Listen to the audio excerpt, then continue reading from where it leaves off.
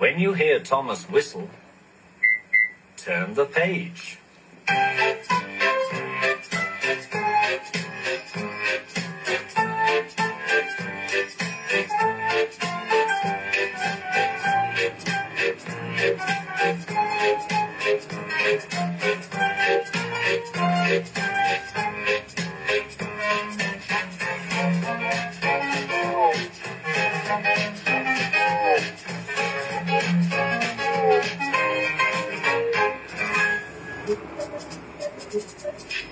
Daisy.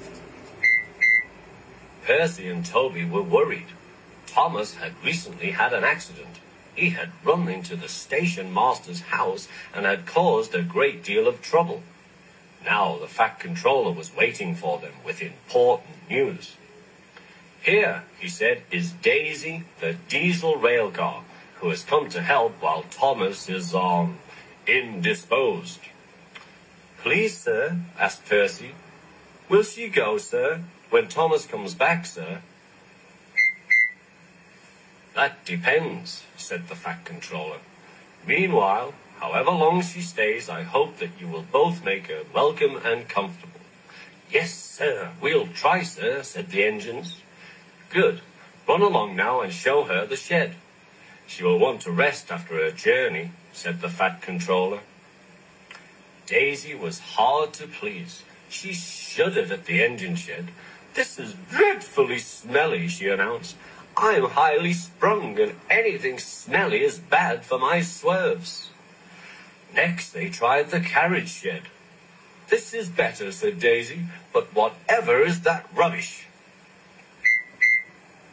The rubbish turned out to be Annie, Clarabelle, and Henrietta, who were most offended. "We won't stay here to be insulted," they fumed. Percy and Toby had to take them away and spend half the night soothing their hurt feelings. The engines woke next morning feeling exhausted. Daisy, on the other hand, felt bright and cheerful. "Yoo-hoo! Yoo-hoo!" she tooted as she came out of the yard and backed to the station. "Look at me," she purred to the passengers. "I am the latest diesel, highly sprung and right up to date. You won't want Thomas's bumpy old Annie and Clarabelle now." The passengers were interested. They climbed in and sat back comfortably, waiting for Daisy to start. But she didn't. When she saw that a milk van was to be coupled to her, she stopped purring. "Do you expect me to pull that?" she asked. "Surely," said her driver. "Percy does it. He loves messing about with trucks." Daisy began to shudder violently. "Stop that," said her driver. "Come on now, back down." Daisy lurched backwards. She was so cross that she blew a fuse. "Told you," she said, and stopped. Everyone argued with her, but it was no use. "It's fitter's orders," she said. "What is?" they demanded. "My fitter's a very nice man. He comes every week and examines me carefully. Daisy," he says, never pull. You're highly sprung, and pulling is bad for your swerves." "So that's how it is," finished Daisy. "Stuff and nonsense," said the station master. "I don't understand," said the shunter. "Whatever made the Fat Controller send us such a feeble, spluttered Daisy. "Let me." "Stop arguing," grumbled the passengers. "We're late already." So they uncoupled the van, and Daisy purred away, feeling very pleased with herself. She could now enjoy her journey. "That's a good story," she chuckled. "I'll do just what work I choose and no more." But she said it to herself.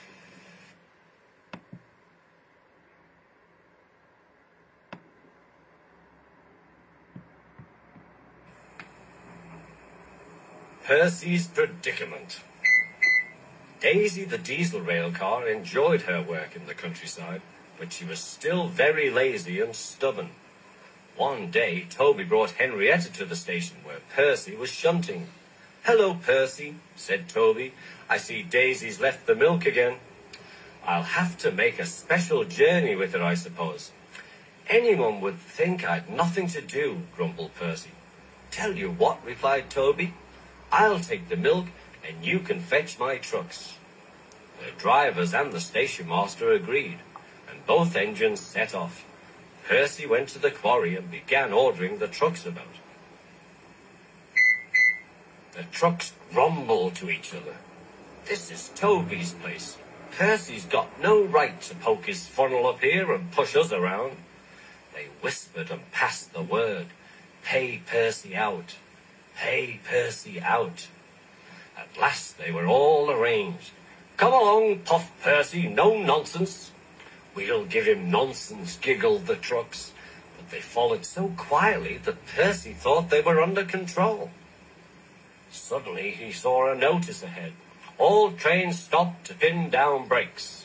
Beep, beep, whistled Percy. Brakes, guard, please. Before he could check them, the truck surged forward. On, they cried. Help, help, whistled Percy. The man on duty at the crossing rushed to warn the traffic with his red flag, but he was too late to switch Percy to the runaway siding. Frantically trying to grip the rails, Percy slid into the yard. The brake van and some truck stood in his way. Peep, peep, look out, he whistled. His driver and fireman jumped clear. Percy whistled and there was a splintering crash. The brake van was in smithereens.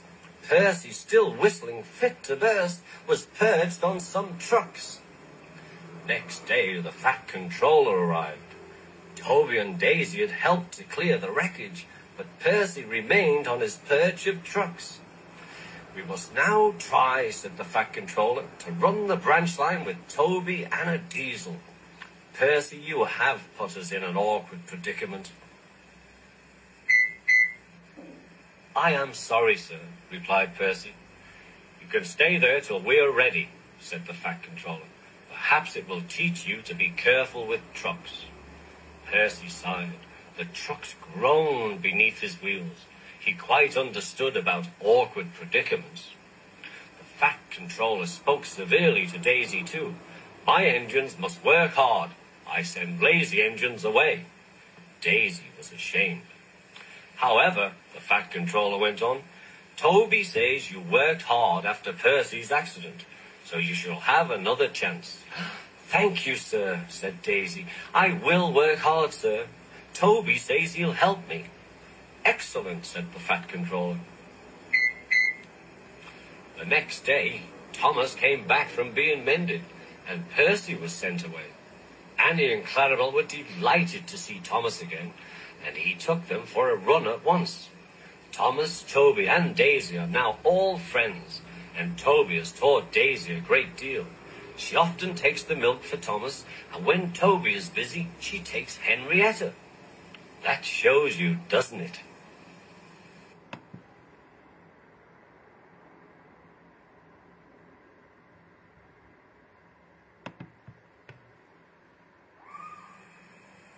Woolly Bear. It was summer, and Percy had returned from being mended after his accident with the trucks. At this time of year, the gangers cut the long grass along the side of the line. They rake it into heaps beside the line to dry in the sun. When Percy comes back from the harbour, he stops where they have been cutting. The men load up his empty wagons with hay, and he pulls the wagons to the station. Toby then takes them to the hills for the farmers to feed their animals. Whee! Percy gave a ghostly whistle. He was teasing Thomas about the time when Thomas had thought he had seen Percy's ghost. Don't be frightened, Thomas, Percy laughed. It's only me. Your ugly phiz is enough to frighten anyone, said Thomas. You're like...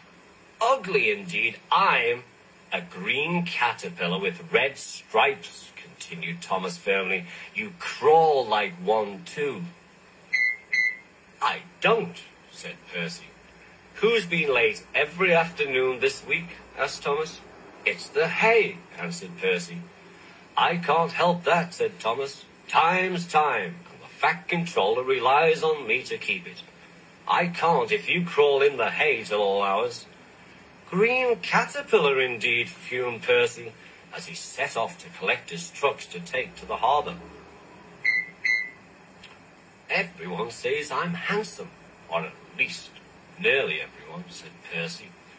"Anyway, my curves are better than Thomas's corners." Percy ran along with his trucks and spent the morning shunting. "Thomas says I'm always late," he grumbled. "I'm never late, or at least only a few minutes. What's that to Thomas? He can always catch up time further on." All the same, Percy and his driver decided to start home early. Then came trouble. Crash! A crate of treacle was upset all over Percy. They wiped the worst off, but he was still sticky when he puffed away. The wind rose as they travelled along, and soon it was blowing a gale. "Look at that!" exclaimed the driver. The wind caught the piled hay, tossing it up and over the track. The gangers tried to clear it, but more always came. Soon they came to a place where the line climbed higher. "Take a run at it, Percy," his driver advised. Percy gathered speed, but the hay made the rails slippery, and his wheels wouldn't grip. Time after time he stalled with spinning wheels, and had to wait till the line ahead was cleared before he could start again. Everyone was waiting. Thomas seethed impatiently. 10 minutes late. I warned him. Passengers will complain, and the fat controller," he muttered.